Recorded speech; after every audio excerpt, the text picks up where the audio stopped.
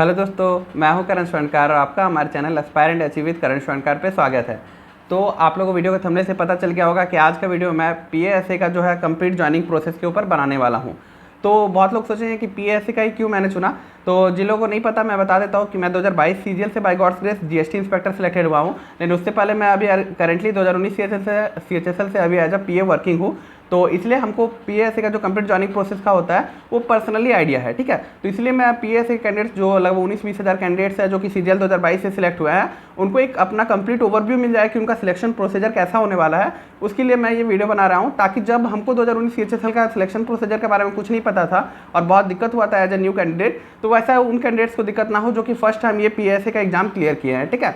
तो मैं इस वीडियो में आपको कंप्लीट जो होता है आपका सर्कल एलोकेशन, उसके बाद डिवीजन एलोकेशन, उसके बाद आपका जो डिपार्टमेंटल डीवी और इन हाउस ट्रेनिंग वगैरह के बारे में एक कंप्लीट ओवरव्यू दे दूंगा ताकि आप लोगों को जब वो प्रोसेस होते रहे तो आप लोगों को एक नया चीज़ ना लगे, आपको वो चीज़ें पता रहे कि कैसे होती है। पहले मैं आपको पूरा प्रोसीजर बताऊंगा, उसके बाद जो डिवीजन एलोकेशन, सर्कल एलोकेशन का फॉर्म वगैरह है वो मैं अपने लैपटॉप स्क्रीन पर आपको लेके चलूंगा और वहाँ पर आपको दिखाऊंगा कैसे वो सब फॉर्म वगैरह भी होता है। तो वीडियो को लास्ट तक देखना, कोई वीडियो को मतलब स्किप मत करना ताकि आपको कंप्लीट प्रोसीजर समझ आ जाए और आपको कोई दिक्कत ना हो और आपको दूसरा वीडियो ना देखना पड़े।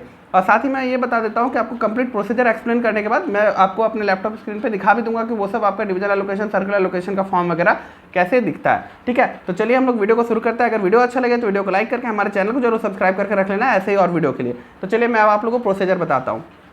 देखिए, सबसे पहले जैसे कि आपका सीजीएल 2022 का रिजल्ट डिक्लेयर हुआ, अब उसके बाद क्या होता है कि आपका नॉमिनेशन स्टेटस आउट होता है वेरियस रीजन्स का, ठीक है। आपके रीजनल वेबसाइट में जैसे SSCER ईस्टर्न रीजन वाला वेबसाइट या वेस्टर्न रीजन वगैरह सब वेबसाइट पे आपका नॉमिनेशन स्टेटस आउट होता है, ठीक है। उसके बाद क्या होता है, आपका सर्कल एलोकेशन का एक फॉर्म आता है। सर्कल एलोकेशन का फॉर्म कहाँ पे आता है, आपका इंडिया पोस्ट साइट पे उसका नोटिफिकेशन आता है। आपको क्या करना होता है कि इंडिया पोस्ट पे अपना जाके एक आईडी क्रिएट करना होता है जब आपका सर्कल एलोकेशन फॉर्म आपको फिल करना होता है। तो उसका जो आपका नोटिस है वो आपका इंडिया पोस्ट का साइट पे भी आता है और हमको एग्जैक्टली याद नहीं है लेकिन शायद हमको लगता है ये रीजनल एसएससी का रीजनल वेबसाइट पे भी आता है, कहीं पे भी आए मैं इस चैनल पे आपको अपडेट कर दूंगा कि जब भी आएगा, ठीक है। और साथ ही मेरा जो टेलीग्राम चैनल है Aspire and achieve with Karan स्वर्णकार, उसमें मैं वो शेयर कर दूंगा और आपको साथ ही ये भी उस जब आएगा तब बता दूंगा कि कैसे उस फॉर्म मतलब वो जो आपका इंडिया पोस्ट की वेबसाइट पे आपको कैसे अपना आईडी बना के लॉगिन करना है और सर्कल एलोकेशन फॉर्म भरना कैसे है, ठीक है। तो उसका आप लोग बिल्कुल टेंशन ना ले, वो जब भी आएगा आपका सर्कल एलोकेशन फॉर्म मैं आप लोगों को अपडेट कर दूंगा, ठीक है। तो सर्कल एलोकेशन क्या होता है आप देखिए मैं आपको बताता हूँ। हमारे इंडिया को 28 स्टेट और 8 यूनियन टेरिटरी है। तो 28 स्टेट्स और 8 यूनियन टेरिटरीज को 23 पोस्टल सर्कल में बांटा गया है।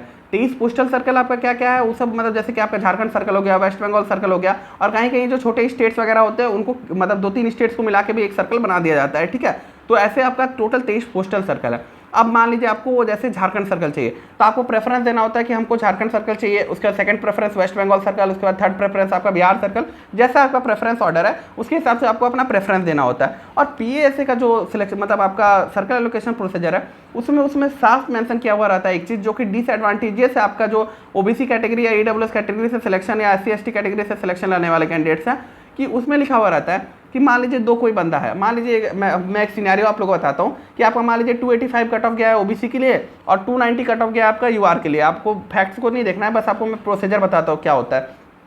तो मान लीजिए कोई कैंडिडेट है, दो कैंडिडेट है ओबीसी के, ठीक है। एक ने 287 स्कोर किया, एक ने 292 स्कोर कर लिया। पर जो 287 स्कोर किया वो कैंडिडेट को एज ओबीसी ट्रीट किया जाएगा और हो सके उसको अपना जो सर्कल उसको चाहिए वो मिल भी जाए। लेकिन जो बंदा 292 स्कोर कर रहा है उसको अब सिंस उसने यूआर का कट ऑफ क्लियर कर लिया, अब उसका एलोकेशन भी यूआर के अकॉर्डिंग होगा और उसको यूआर कंसीडर भी किया जाएगा।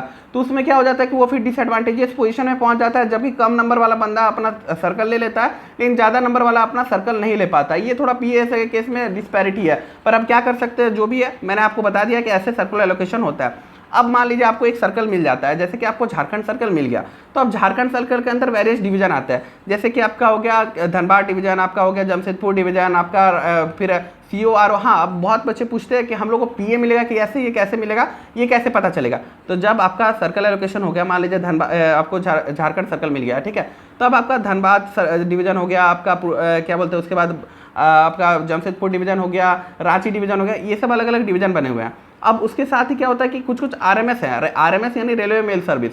तो जिन लोगों को ऐसे लेना होता है वो RMS वाला में जो आपका जोन होता है उसको ऊपर में सिलेक्ट करते हैं और आपका PSA वाला जोन्स को नीचे में सिलेक्ट करते हैं। तो जो लोग RMS में जाना चाहते हैं उनको सॉर्टिंग असिस्टेंट मिल जाता है रेलवे मेल सर्विस में, ठीक है। तो आपको जब जो आपका डिवीजन एलोकेशन होता है ना, उस टाइम आपको भरना होता है कि आपको PA चाहिए कैसे। अगर आपको नॉर्मल मतलब पोस्ट ऑफिस में वर्क करना है, आप जैसे कि आप धनबाद डिवीजन, जमशेदपुर डिवीजन ऐसे भर दिए तो आपको पोस्ट ऑफिस में मिल जाता है। किसी को सर्कल ऑफिस या रीजनल ऑफिस में काम करना है तो वो आपका डिवीजन के बगल में जहाँ पे सर्कल ऑफिस या रीजनल ऑफिस होता है वो CO/RO लिखा हुआ रहता है आपका। तो आप आराम से उसमें अगर आपको सर्कल ऑफिस या रीजनल ऑफिस जाना है तो आपको डिवीजन एलोकेशन के टाइम आप उसको ऊपर भर सकते हैं, ठीक है।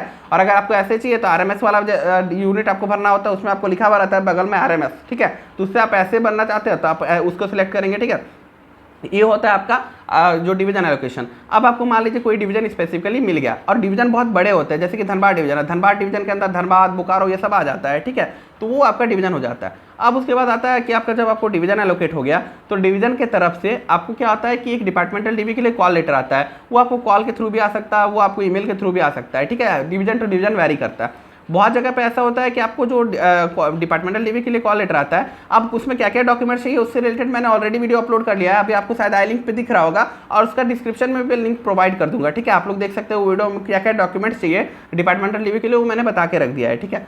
अब देखिए डिपार्टमेंटल डीवी के टाइम पे कोई कोई डिवीजन में होता है कि आपका कैरेक्टर सर्टिफिकेट और अटेस्टेशन फॉर्म वो लोग ईमेल पे भेज देते हैं, आपको भर के और बनवा के लेके जाना पड़ता है। और कोई कोई डिवीजन में होता है कि डिपार्टमेंटल डीवी करवा लेते हैं आप, उस टाइम आपको ये जो आपका कैरेक्टर सर्टिफिकेट का प्रोफोमा, मेडिकल का प्रोफोमा और साथ ही में अटेस्टेशन फॉर्म दिया जाता है कि भर के आप ला के जमा कर सकते हैं। तो वो डिवीजन टू डिवीजन वैरी करता है। तो कैरेक्टर सर्टिफिकेट आपका कैसे बनाना है और मेडिकल वगैरह कैसे कराना है उससे रिलेटेड मैंने ऑलरेडी वीडियो अपलोड भी करके रखा है, अगर आप लोग चाहें तो चैनल पर उसको देख सकते हैं। बाकी जब आप लोग का वो टाइम आएगा कैरेक्टर सर्टिफिकेट वगैरह बनवाने का तो मैं उस पर और एक अपडेटेड वीडियो ले आऊंगा उस टाइम कि आपको कैसे गैजेटेड ऑफिसर्स वगैरह से साइन कराना पड़ता है और मेडिकल कैसे बनवाना पड़ता है, कहाँ बनवाना पड़ता है, वो सब। तो आप वो सब टेंशन ना ले, वो जब आपका टाइम आएगा तो उसमें अपडेटेड वीडियो मैं ला दूंगा। और ऑलरेडी वीडियो अपलोडेड है, आपको देखना हो लोग तो आप लोग देख सकते हैं चैनल में चेकआउट करके, ठीक है। अब देखिए, अब आप डिपार्टमेंटल डीवी करवा लिए, उसके बाद क्या होता है कि आपको कुछ दिन का समय दिया जाता है, आपके जितने भी मतलब डॉक्यूमेंट वगैरह जमा कर लिए उसके बाद क्या। और सुनिए आप एक चीज़, बहुत लोगों को डाउट होता है क्या क्या ओरिजिनल डॉक्यूमेंट जमा रखते हैं? नहीं, ओरिजिनल डॉक्यूमेंट्स बस आपका देखते हैं और आपका जेरॉक्स ही जमा रखते हैं, ठीक है। ओरिजिनल डॉक्यूमेंट्स नहीं जमा रखते वहाँ पे, आपको उसका टेंशन लेने की जरूरत नहीं है। अब उसके बाद आपको जब आपका डिपार्टमेंटल डीवी हो गया और सारा जो प्री प्रोसीजर जो होता है मतलब आपका ज्वाइनिंग से पहले का वो सब जब कंप्लीट हो जाता है उसके बाद आपको 15-20 दिन का समय दिया जाता है कि आप इसमें से कोई भी दिन आके आप डिपार्टमेंट में ज्वाइनिंग कर सकते हैं। तो आप लोग फिर डिपार्टमेंट में ज्वाइनिंग करने जाते हो और फिर आपका 12 डेज का इन हाउस ट्रेनिंग होता है, ठीक है। 12 वर्किंग डेज का इन हाउस ट्रेनिंग होता है, जिसको हम लोग 14 डेज यूजुअली बोल देते हैं, पर वो 12 वर्किंग डेज का इन हाउस ट्रेनिंग होता है। और वो इन हाउस ट्रेनिंग भी आपका सैलरी पीरियड में काउंट होता है। और जब भी इन हाउस ट्रेनिंग आपका कंप्लीट हो जाता है उस वक्त आपको अपना अपॉइंटमेंट लेटर हाथ में मिलता है और अपॉइंटमेंट लेटर में लिखा हुआ होता है कि आप अब इस जॉब के लिए सिलेक्ट हो गए, आपका रैंक वगैरह आपका पूरा डिटेल्स दिया हुआ रहता है, मतलब नेम, फादर नेम, कैटेगरी वगैरह सब कुछ दिया हुआ रहता है अपॉइंटमेंट लेटर में, और आपका ग्रेड पे स्केल वगैरह सब कुछ दिया हुआ रहता है, ठीक है। तो आप वो वहाँ पे अब आप जो 12 डेज का इन हाउस ट्रेनिंग कंप्लीट कर लिए, अब आप एज ए नॉर्मल इंप्लॉय वहाँ पे वर्किंग करेंगे। इन हाउस ट्रेनिंग बहुत मजेदार प्रोसेस होता है, मैं उस पर आपको कभी मतलब डिटेल वीडियो ले आऊँगा। उसमें आपका कुछ टेंशन नहीं रहता है, काम वाम मतलब आपको सीखते रहना होता है, बहुत हैवी भी सीखना नहीं होता है, थोड़ा बहुत आपको हर टाइप का काम सिखाया जाता है। MPCM काउंटर वगैरह पे सिखाया जाता है, PLI ऑफिस, बैक ऑफिस वगैरह पे जो काम होता है आपको सिखाया जाता है, पर वैसा कोई काम का प्रेशर नहीं रहता है, दूसरे लोग काम करते हैं और आप देखते हुए सीखते हो, ठीक है। तो वो सब के बारे में मैं कभी आपको डिटेल में बता दूंगा जब आप लोग का मतलब ज्वाइनिंग आ जाएगा और इन हाउस ट्रेनिंग का टाइम आएगा, ठीक है। तो ये होता है आपका पूरा प्री प्रोसीजर जो आपका कंप्लीट होना होता है आपके ज्वाइनिंग से पहले। तो पहले हो गया आपका सर्कल एलोकेशन, फिर हो गया आपका डिवीजन एलोकेशन, उसके बाद डिपार्टमेंटल डीवी और उसके बाद इन हाउस ट्रेनिंग, और इन हाउस ट्रेनिंग के बाद आपको अपॉइंटमेंट लेटर मिल जाता है। तो इसमें आपको सारा मैंने प्रोसीजर बता दिया कैसे क्या होता है। अब मैं आप लोग को अपने लैपटॉप स्क्रीन पे ले चलता हूँ और यहाँ मैं आप लोग को दिखा भी देता हूँ कि सर्कल एलोकेशन का फॉर्म और डिवीजन एलोकेशन का फॉर्म वगैरह कैसे दिखता है, और उसके बाद आपका ये डाउट क्लियर हो जाएगा कि ये सब कैसे होता है और आप लोग को हेल्प हो जाएगा जो भी आपके प्री प्रोसीजर है, मतलब ज्वाइनिंग से पहले आप जब ये फेस करेंगे तो आपको कोई दिक्कत नहीं आएगा, ठीक है। तो चलिए मैं आपको अपने लैपटॉप स्क्रीन के ऊपर ले चलता हूँ। अब मैं आप लोग को दिखाता हूँ कि सर्कल एलोकेशन या तो आपका डिवीजन एलोकेशन का फॉर्म वो सब कैसे दिखता है जब आप लोग फिल करते हैं, और साथ ही डिपार्टमेंटल डीवी का कॉल लेटर कैसा आता है। तो चलिए हम लोग देखते हैं। ये देखिए, ये आपका जब आप वो जो बोला ना मैंने कि आपका इंडिया पोस्ट के साइट पे आपको अपना अकाउंट बना के लॉगिन करना होता है, उसके बाद आपको अपना SC का सर्कल एलोकेशन फॉर्म फिल करना होता है, ऐसा कुछ उसका कंप्लीट प्रोसीजर में जब आप लोग का आएगा वो चीज मैं बना दूंगा वो वीडियो, उससे आप लोग टेंशन ना ले कि कैसे अकाउंट बनाना होता है और सर्कल एलोकेशन फिल कैसे करना पड़ता है, क्योंकि वो भी एक थोड़ा सा कॉम्प्लेक्स प्रोसीजर है जो कि फर्स्ट टाइम अपियर हो रहा है उसके लिए, ठीक है। तो ये मैंने अपना सर्कल एलोकेशन भरा था, इसमें आपको अपना सर्कल प्रेफरेंस देना होता है, जैसे कि मैंने बताया कि 23 पोस्टल सर्कल होता है, तो मैंने अपना सर्कल प्रेफरेंस कुछ इस ऑर्डर में भरा था, ठीक है। ये 2019 CHSL का PS है, जब मैं सिलेक्टेड हूँ उसका दिखा रहा हूँ मैं। तो इसमें आप लोग देख सकते हैं यहाँ पे आपका सर्कल्स मैंने 2300 भर दिया था अपने प्रेफरेंस के हिसाब से, ठीक है। और ये जो आपका इस इंडिया पोस्ट के साइट पे आपको जब साइट बनाना मतलब अपना आईडी बनाना होता है, उसका जो नोटिस आता है वो मैं अपने टेलीग्राम चैनल पे सबसे पहले शेयर कर दूंगा। आप लोग ये टेलीग्राम चैनल जरूर ज्वाइन करके रखना, क्योंकि बहुत लोग होता है कि जो नोटिस मिस कर देते हैं, ठीक है। तो वो नोटिस मिस कर देते हैं तो उनको रैंडमली कोई भी सर्कल एलोकेट हो जाता है, फिर उनको बहुत दिक्कत होता है। 2019 में भी बहुत लोगों ने कर दिया था जो उनका फर्स्ट टाइम सिलेक्शन हुआ था जब पीए से, ठीक है। तो आप लोगों को दिक्कत हो जा सकता है, इसलिए आप लोग टेलीग्राम चैनल को ज्वाइन करके रख लेना। मैं जब भी आएगा इससे रिलेटेड नोटिफिकेशन मैं शेयर कर दूंगा, साथ ही सर्कल एलोकेशन फॉर्म फिल कैसे करना वो भी मैं आप लोगों को बता दूंगा। अब देखिए उसके बाद जब आपको सर्कल एलोकेट हो जाता है, जैसे कि मैं हमको वेस्ट बंगाल सर्कल एलोकेट हुआ था, ठीक है। तो अब हम लोग का ये होता है जो डिवीजन एलोकेशन का फॉर्म आता है, जिसको जोन एलोकेशन भी बोलते हैं आप लोग।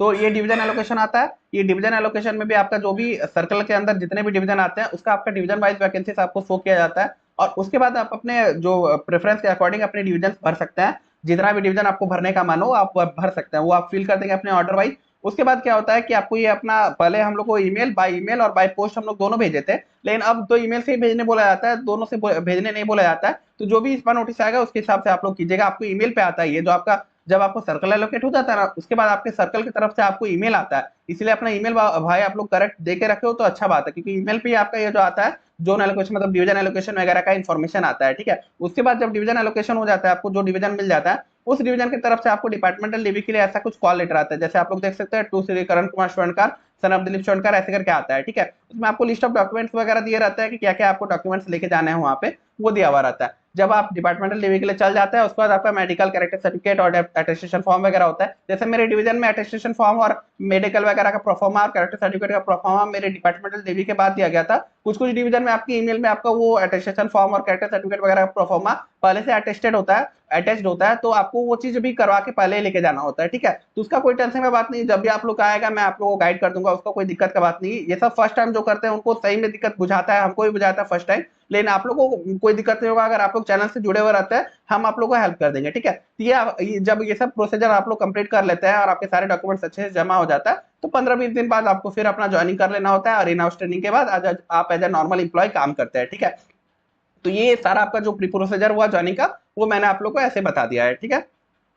उम्मीद करता हूँ कि आप लोगों को वीडियो में सब अच्छे से बहुत क्लियरली समझ में आ गया होगा। अब आपको पीएसए का ज्वाइनिंग प्रोसीजर से रिलेटेड कोई भी डाउट नहीं होगा, और फिर भी अगर कोई डाउट बचता है तो आप लोग कमेंट करके बता सकते हैं। हाँ, और मैंने जो कि वीडियो बताया था कि मैं बनाऊंगा आपका जो भी मेरे काउंटर पे कलीग्स हैं और जो भी बैक ऑफिस में वर्क करते हैं और मैं जहाँ पे वर्क करता हूँ, तो एक पीएस मतलब जो as a postal assistant work का ओवरव्यू मैं आप लोग को वो जल्दी ही वीडियो प्रोवाइड कराऊंगा। तो उसके लिए चैनल को जरूर से सब्सक्राइब करके रख लेना और बेल आइकन प्रेस करके रख लेना, कोई भी अपडेट आपसे मिस ना हो। और आप लोगों को कोई अगर वीडियो चाहिए पीएसए से स्पेसिफिकली रिलेटेड कुछ भी, तो आप लोग कमेंट करके बता सकते हैं। तो ये वीडियो को लाइक करके शेयर कर देना अपने फेलो एस्पिरेंट्स में। मिलते हैं नेक्स्ट वीडियो में, तब तक के लिए जय हिंद, जय भारत।